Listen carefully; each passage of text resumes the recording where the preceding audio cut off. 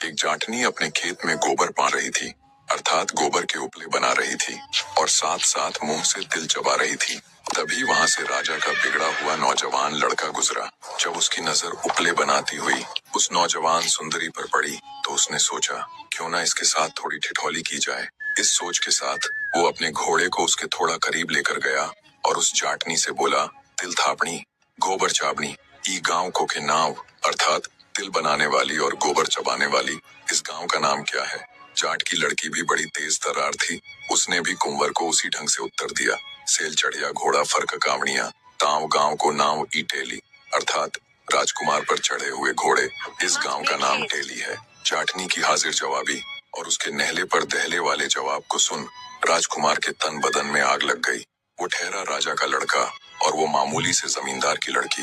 गुस्से से लाल पीला होता हुआ राजकुंवर जाटनी से बोला, तेरी ये मजाल, तू राजा के लड़के को उल्टा जवाब दे। मैं तेरे साथ ऐसी कहानी करूंगा कि तू सदा याद रखेगी कि तेरा पाला किससे पड़ा था। मैं तुझसे विवाह करूंगा और चौथे फेरे में ही तुझे छोड़ दूंगा। ना तो तू ब्याही रहेगी और ना कुंवारी। इतनी बात कह कुंवर वहां से जाने लगा। अब जाटनी उसे ऐसे कैसे जाने देती। उसने कहा, रुक राजा की घमंडी औलाद, अब मेरी भी बात सुनता जा।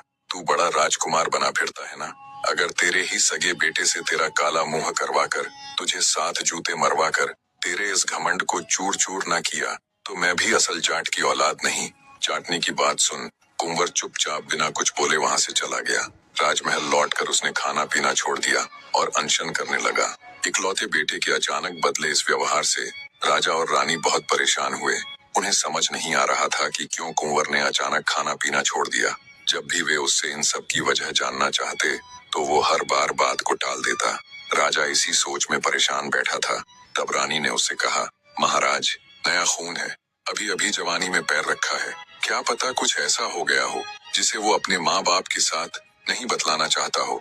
राजा बोला, तो फिर क्या करे अब।